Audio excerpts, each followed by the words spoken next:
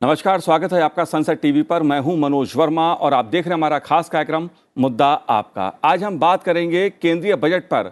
लोकसभा में जो चर्चा हुई उस मुद्दे पर बात करेंगे। विपक्ष ने क्या कहा, सत्ता पक्ष ने क्या कहा, क्योंकि यह मुद्दा देश की अर्थव्यवस्था से जुड़ा है, आपकी जेब से जुड़ा है, देश के विकास से जुड़ा है। बजट का सरोकार देश के हर वर्ग से है, आम और खास से है। लोकसभा में बजट पर हुई चर्चा में विपक्ष ने जहां बजट को जन विरोधी बताया और कई सवाल उठाए, वहीं सत्ता पक्ष भाजपा और उसके समर्थक दलों ने बजट को देश के विकास का बजट बताया और जन कल्याणकारी करने वाला बताया। गांव, गरीब, किसान, महिलाओं और मध्यम वर्ग को समर्पित बताया। इसी मुद्दे पर चर्चा करेंगे क्योंकि निर्मला सीतारमण जी ने, जो देश की वित्त मंत्री हैं, उन्होंने विपक्ष के एक एक सवाल का जवाब दिया जो विपक्ष ने सवाल उठाए थे। हम भी बात करेंगे क्योंकि मुद्दा आपसे जुड़ा है, देश के बजट से जुड़ा है। खास मेहमान मेरे साथ इस समय स्टूडियो में मौजूद हैं। भारत सरकार के पूर्व प्रधान आर्थिक सलाहकार आनंद सिंह भलजी हमारे साथ इस समय यहाँ पर हैं। आनंद जी, आपका बहुत बहुत स्वागत है सनसेट टीवी पर। साथ ही हम बात करेंगे PhD chambers of commerce and industry के मुख्य अर्थशास्त्री डॉक्टर एसपी शर्मा जी से। एसपी शर्मा जी, आपका भी बहुत बहुत स्वागत है। और वरिष्ठ पत्रकार और आर्थिक मामलों के जानकार राजीव रंजन झा जी भी इस समय स्टूडियो में मौजूद हैं। राजीव जी भी, आपका भी स्वागत है सनसेट टीवी पर। और राजीव जी, शुरुआत मैं आप ही से ही करूंगा क्योंकि विपक्ष ने जहां इस बजट को जन कल्याणकारी वाला नहीं बताया, जन विरोधी वाला बताया, भाजपा और सत्ता पक्ष ने इसे जन कल्याणकारी वाला बताया। निर्मला जी ने एक एक सवाल का जवाब दिया कि कैसे ये जनता का बजट है, देश का बजट है। आप कैसे देखते हैं जो लोकसभा में चर्चा हुई बजट पर, आप कैसे देखते हैं उसको?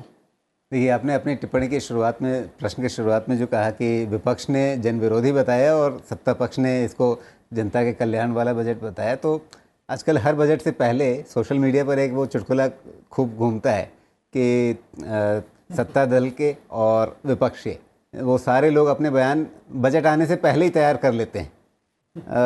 रटे रटाए बयान होते हैं, उस पर नहीं जाते हैं कि विपक्ष ने जन विरोधी बताया, सत्ता पक्ष ने बहुत क्रांतिकारी बताया, उस पर नहीं जाते हैं। मोटे तौर पे इस देश में अभी ज़रूरत क्या थी? ज़रूरत ये थी कि हम कोरोना वाले दौर से बाहर निकल रहे हैं। वैश्विक अर्थव्यवस्था हमें साफ तौर पे डामाडोल दिख रही है। इस परिदृश्य में ये दो चीज़ें मोटे तौर पे हमारे सामने हैं। उसमें हमारी ज़रूरत क्या थी? हमारी ज़रूरत ये थी कि विकास दर को बढ़ा सकने वाला एक ऐसा बजट लाया जाए जिसमें आप मोटे तौर पे सरकार की ओर से आप क्या योगदान कर सकते हैं। तो सरकार की ओर से बड़ा योगदान ये हो सकता है जो हमें 10 लाख करोड़ रुपए का जो कैपिटल एक्सपेंडिचर का प्लान सामने नज़र आया, जिसमें काफ़ी बढ़त दिखी, तो वो एक चीज़ ऐसी है जो सरकार अपनी ओर से कर सकती है। बहुत सारी चीज़ें सरकार अपनी ओर से नहीं कर सकती है। आप कहें कि बजट, किसी ने मुझसे पूछा कि इस बजट में महंगाई को रोकने वाला क्या है, तो मैंने उनसे पूछा कि इस बजट में वित्त मंत्री जी ऐसी क्या घोषणा करती कि रूस और यूक्रेन के बीच जो लड़ाई चल रही है वो थम जाए जी। तो बजट वो काम नहीं कर सकता है। और अगर आपकी महंगाई का स्रोत वैश्विक है तो आप अपने यहाँ उसको किसी हद तक नियंत्रित कर सकते हैं, उसके असर को कुछ कम कर सकते हैं, आप उसे ख़त्म नहीं कर सकते। तो आप आरबीआई कुछ कदम उठाएगा, सरकार कुछ कदम उठाएगी। सरकार ने एक कदम क्या उठाया कि बहुत ज़्यादा फिस्कल डिसिप्लिन बना के रखा इस बजट में, जबकि पर्याप्त प्रलोभन थे जी दो तरफ से, एक डेवलपमेंट को पुश देने के नज़रिए से भी और चुनावी ज़रूरतों के लिहाज से भी। दोनों तरफ से सरकार के सामने इस बात के लालच थे। बिल्कुल राजीव जी, मैं इसको समझने की पूरी तरह से कोशिश करूंगा क्योंकि बात चुनाव की भी है। इस साल 9 राज्यों में चुनाव है और 24 में आम चुनाव है। माना ही जाता है जब चुनाव का साल होता है तो सरकार बहुत अच्छी अच्छी घोषणाएं करती है। मैं इसको समझने की कोशिश करूंगा आनंद जी आपसे, क्योंकि बात पक्ष या विपक्ष की नहीं है, बात इस देश के बजट की है, इस देश के विकास की है। क्योंकि विपक्ष ने बजट को, केंद्रीय बजट को, यह कहा बजट के बारे में कि इसमें भविष्य को लेकर कोई दृष्टिकोण दिखाई नहीं देता है। निर्मला जी ने उसका जवाब दिया। आप आनंद जी कैसे देखते हैं?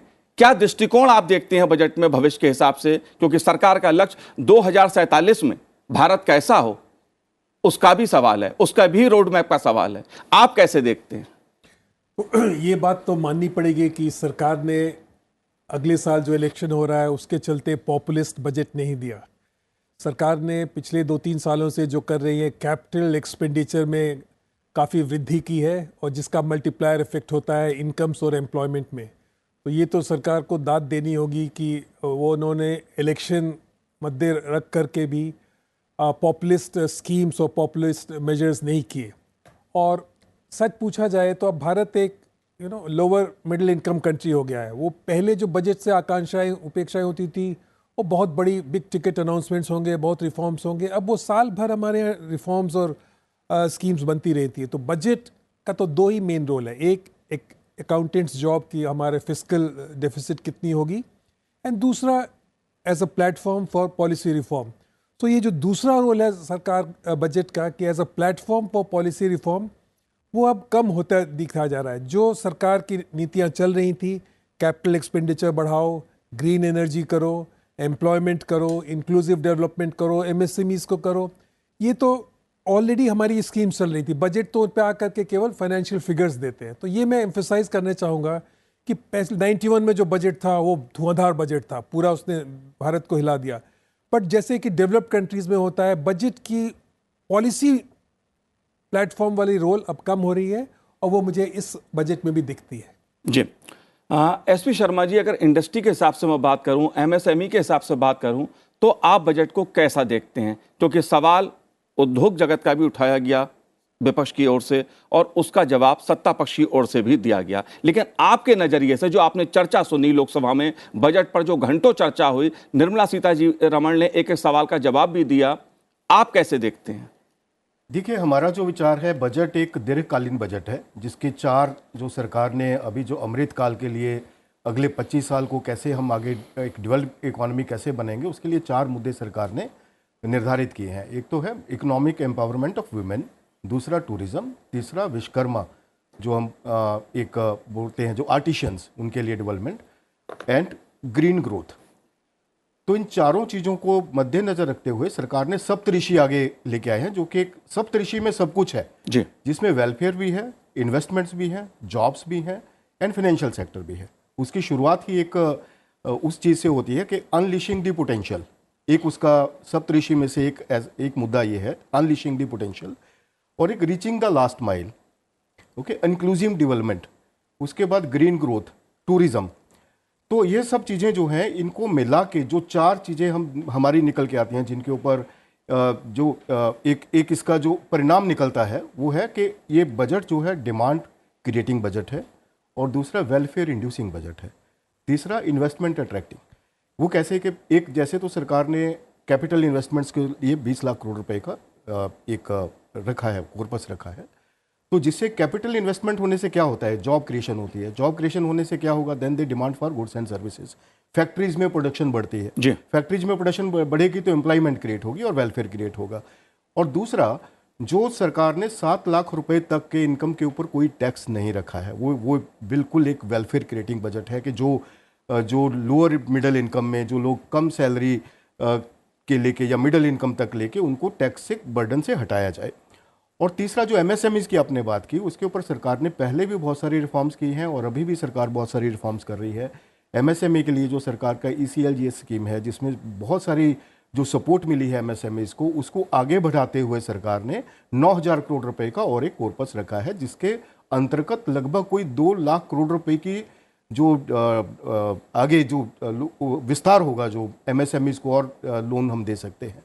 तो एक बहुत बड़ी चीज़ है कि बजट में सभी चीज़ें जिस तरीके से दीर्घकाल के लिए लॉन्ग टर्म जो ट्रैजेक्टरी है उसको सोचते हुए कि हम आगे 25 साल में डेवलप्ड इकोनॉमी कैसे बनेंगे, और उसके ऊपर हमारे इस साल का क्या मुद्दा होना चाहिए, इस साल के लिए उन्होंने सप्तऋषि को जो फोकस किया है। जैसे कि मैंने बात की अनलिशिंग द पोटेंशियल, जिसमें सरकार ने बात की है कि 39,000 ऐसे जो प्रोविजंस थे जो कि एक रोड ब्लॉक्स थे ईज ऑफ डूइंग बिजनेस में, उनको हटा दिया गया है।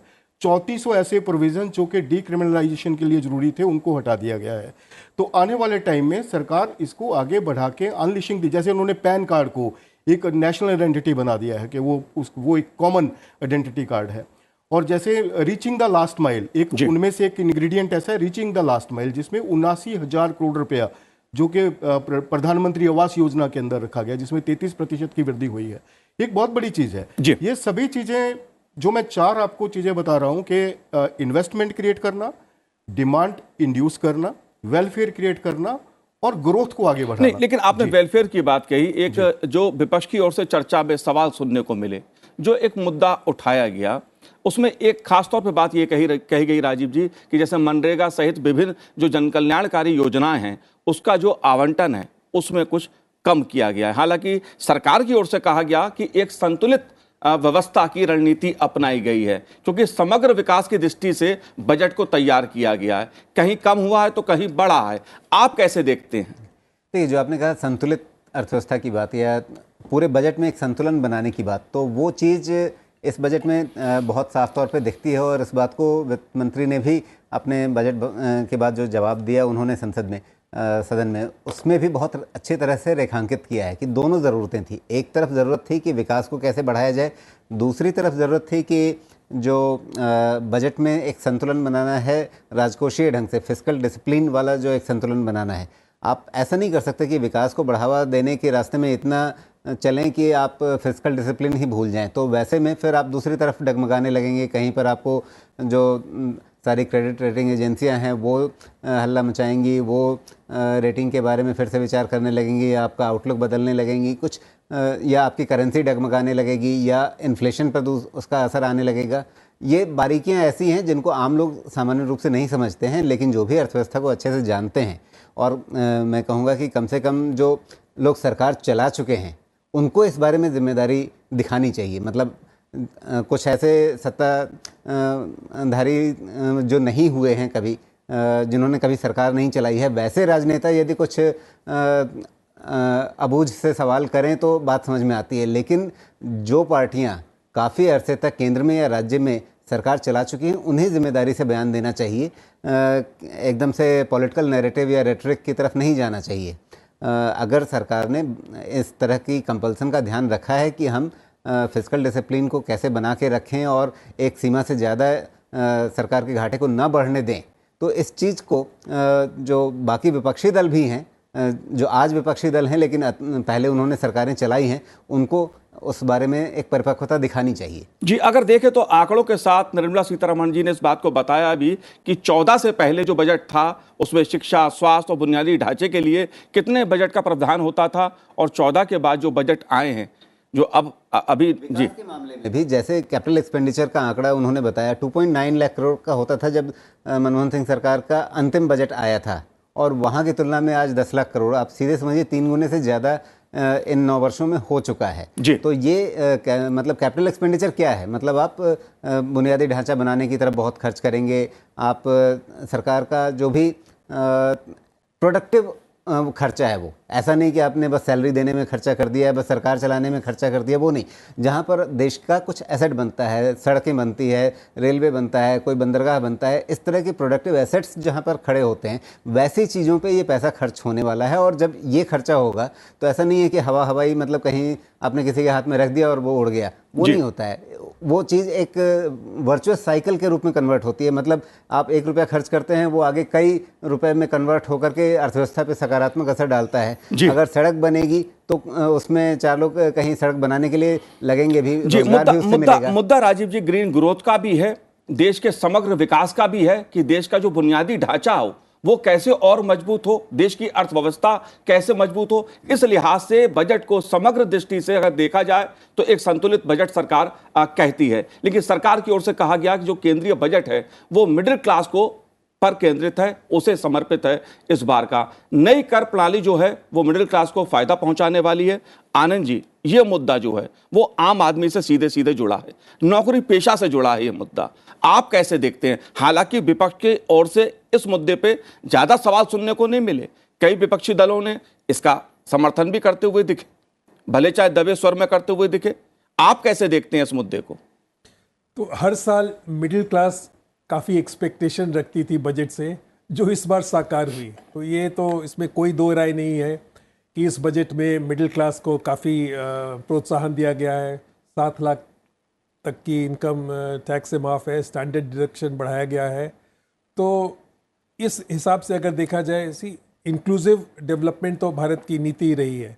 तो इंक्लूसिव डेवलपमेंट में ज़्यादातर हम देखते थे कि हाँ, जो गरीब वर्ग के लोग हैं उनको ज़्यादा स्कीम्स अनाउंस की जाती थी, और मिडिल क्लास हर समय बजट के बाद in a way, if I may use a term, हाथ मलते रह जाता था। लोग हंसते थे ना, उसको तो ये मिला, उनको ये मिला, मिडिल क्लास को क्या मिला, बस टीवी पे डिबेट मिला। बट इस बजट में मिडिल क्लास को अच्छी तरह से प्रोत्साहन मिला है, उनको टैक्स इंसेंटिव्स मिले हैं, उनको तरह तरह के सपोर्ट मिला है। तो इसमें सरकार ने बहुत ही अच्छी बात की है। जो मिडिल क्लास, जो देश की प्रगति में बहुत ही अहम हिस्सा रखता है, जो सेविंग करता है, जो इन्वेस्ट करता है, जो इनोवेट करता है, उसको प्रोत्साहन दे करके वित्त मंत्री ने बहुत ही अच्छा स्टेप उठाया है। जी, एसपी शर्मा जी, अगर देखा जाए बजट में और सरकार का जो दृष्टिकोण देखने को मिला, ग्रीन ग्रोथ पर खासा जोर रहा। ग्रीन ग्रोथ से क्या तात्पर्य है और इससे देश की अर्थव्यवस्था को, आम आदमी को कैसे लाभ होगा?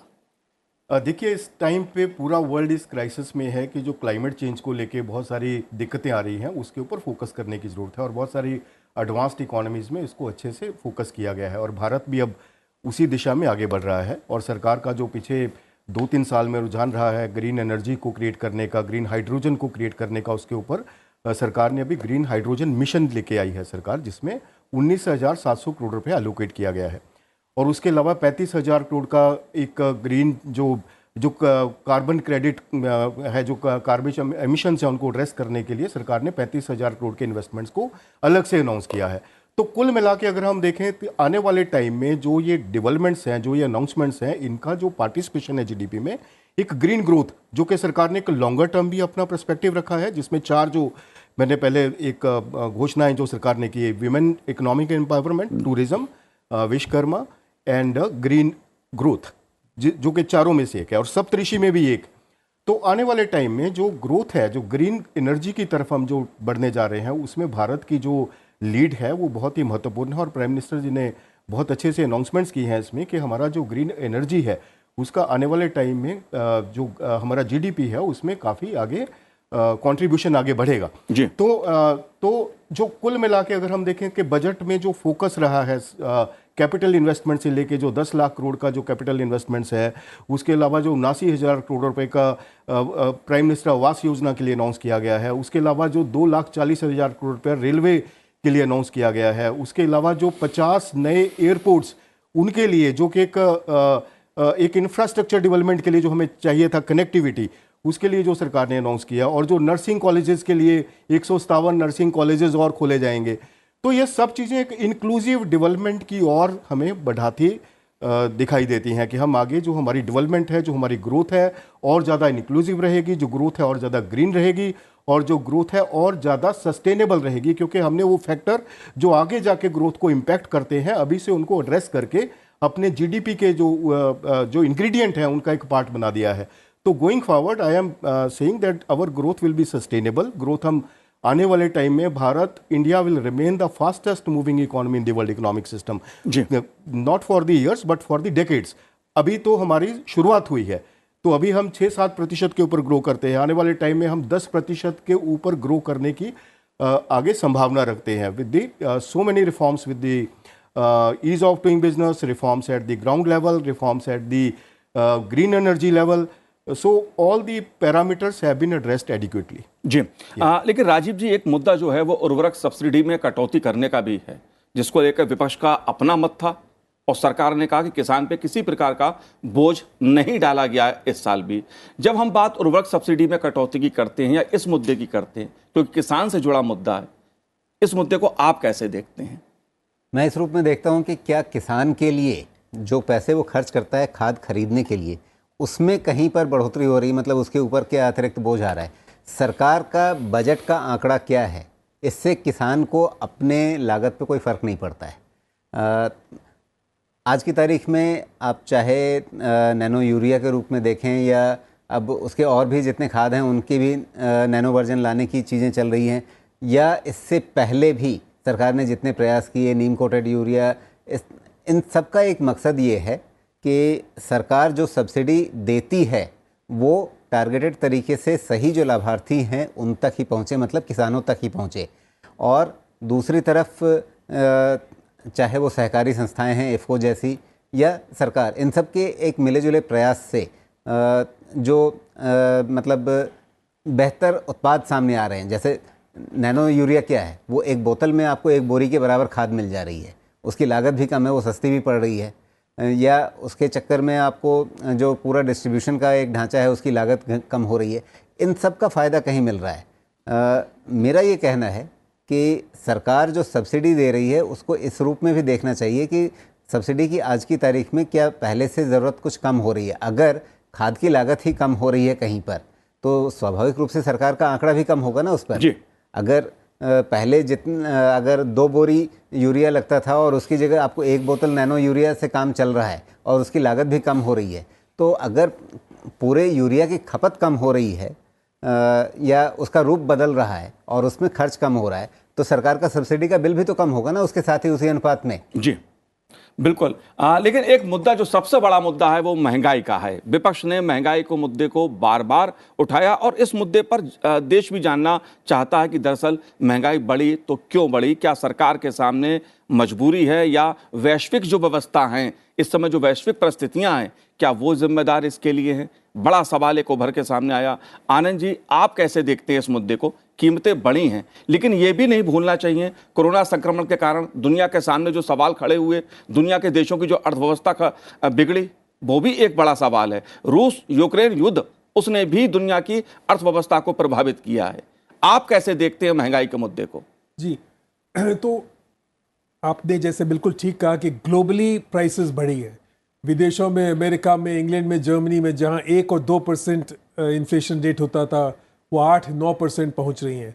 तो उसके कंपैरिजन में इंडिया ने तो बहुत ही अच्छा किया है। अभी कंज्यूमर प्राइस इंडेक्स हमारा वो आरबीआई के बैंड 6% से कम पे आ गया है। तो इंडिया की ये नीति रही है कि ड्यूरिंग कोरोना ऑल्सो हम लोगों ने बहुत ज़्यादा फिस्कल प्रोफिलिगेसी नहीं की, बहुत ज़्यादा खर्च नहीं किए कंजम्पशन पे। हम लोगों ने अपने सप्लाई साइड को ध्यान दिया और मेन चीज़ जो फूड और एनर्जी प्राइसेस बढ़ी हैं वो तो ग्लोबल कंडीशन से सब जगह बढ़ी हैं, बट इंडिया ने उसको बहुत ही अच्छे से हैंडल किया। And as compare to developed countries, हमें तो 4-5% इन्फ्लेशन की आदत है, बट ये तो डेवलप्ड कंट्रीज से बहुत दबाव बनाया गया था कि आप भी वैसा ही खर्च कीजिए जैसा अमेरिका वाले कर रहे हैं। बिल्कुल ठीक, बहुत दबाव पड़ा था, बट भारत सरकार ने उसको रोका। उन्होंने बिल्कुल ठीक एनालाइज किया कि भाई डिमांड नहीं, हमें अपने सप्लाई साइड को ध्यान रखना है, वहाँ पे उनको इंसेंटिव्स देने हैं, स्ट्रक्चरल बॉटलनेक्स हटाने हैं। वो अब हमें उसके अच्छे परिणाम हमें दिख रहे हैं। फूड एंड एनर्जी प्राइसेस हाँ जरूर बढ़ी हैं, बट वो तो ग्लोबल कंडीशंस के कारण थी, बट हमारी बेसिक मैक्रो इकोनॉमिक इंडिकेटर्स अच्छे थे जिसके कारण हमने प्राइस को कंट्रोल पे रखा। जी राजीव जी, इस मुद्दे पे मैं आपकी भी प्रतिक्रिया चाहूंगा, क्योंकि ये मुद्दा जो होता है कभी कभी राजनीतिक चश्मे से महंगाई के मुद्दे को देखा जाता है और कई बार शायद जरूरत भी होती है। हमेशा ही राजनीतिक चश्मे से देखी आप गई कैसे है। देखते हैं? नहीं, जनता के हिसाब से भी देखता हूं मैं इस मुद्दे को, लेकिन आप कैसे देखते हैं? देखिए, एक चीज़ होती है कि वैश्विक स्थितियां हैं ऐसी जिसमें आप कुछ कर नहीं सकते हैं। यदि पूरी ग्लोबल कमोडिटी मार्केट में चीज़ें महंगी हुई हैं, और कमोडिटी मार्केट की एक खूबी ये है कि आप किसी विश्व के किसी एक हिस्से में उसका दाम बहुत नियंत्रित नहीं कर सकते हैं। ये वो ग्लोबल सप्लाई चेन है। अगर ग्लोबल मार्केट में किसी चीज़ की, बल्कि यहाँ तक कि आप गेहूं चावल जैसी चीज़ें भी देख लीजिए, चीनी भी देख लीजिए, ग्लोबल मार्केट में क्या रेट है उसका असर आपके यहाँ पड़ता है। भले ही आप कितने भी कंट्रोल रिजीम बना करके रखिए, आप उससे बहुत उसके असर से मुक्त नहीं हो पाते। तो यदि ग्लोबल स्तर पर महंगाई है, जिसका जिक्र अभी आनंद जी ने किया है, अमेरिका में तो या इंग्लैंड में आपको 40-40 साल के ऊंची महंगाई आपको देखने को मिली, जाहिर सी बात कभी है, नहीं थे। जाहिर सी बात है, अगर वैश्विक स्तर पे दुनिया के देशों को देखें तो महंगाई बहुत तेजी से बढ़ी। उसका असर अपने यहाँ जो है वो सीमित कर सकते हैं। आप कुछ कहना चाह रहे हैं इस मुद्दे पर? जी, इसमें मैं कहना चाह रहा हूँ कि भारत, ये जो इन्फ्लेशन था ये भारत में नहीं पूरी दुनिया में फैला था, और अभी भी बहुत सारे कंट्रीज ऐसे हैं जहाँ पे इन्फ्लेशन अभी भी पीक के आसपास है, और भारत ने उसको बड़े अच्छे से एड्रेस करते हुए, जैसे डब्ल्यू पे इन्फ्लेशन 16% के आसपास था, तो अभी 6% से ही के नीचे आ गया है, और ऐसे सीपीआई इन्फ्लेशन भी 6% से नीचे है। तो हमने उसको बड़े अच्छे तरीके से कैलिब्रेटेड स्टेप्स के साथ जो सरकार ने और आरबीआई ने लिए, उसे बड़े अच्छे से एड्रेस किया। जी, जाहिर सी बात है, और केंद्रीय वित्त मंत्री निर्मला सीतारमण जी ने विस्तार पूर्वक इस बात को बताया भी कि कैसे सरकार ने तमाम विपरीत परिस्थितियों के बावजूद, कोरोना संक्रमण को देखते हुए जो स्थितियां उपजी उसको देखते हुए, और जिस प्रकार से वैश्विक स्थिति रूस यूक्रेन के कारण उभरी है, उसमें भी देश की अर्थव्यवस्था को संभाला है, महंगाई को नियंत्रण में रखा है। मुद्दा बेरोजगारी का भी उठा और सरकार ने कहा कि सरकार ने इस बार तमाम प्रावधान बजट में ऐसे किए हैं जिससे आने वाले समय में रोजगार का सृजन होगा, रोजगार के अवसर बढ़ेंगे। बहरहाल देश का बजट है, इस पर चर्चा तो होती ही रहेगी। आप तीनों ने इस कार्यक्रम में भाग लिया, बहुत बहुत शुक्रिया, बहुत बहुत धन्यवाद संसद टीवी से बात करने के लिए। तो आज इस कार्यक्रम में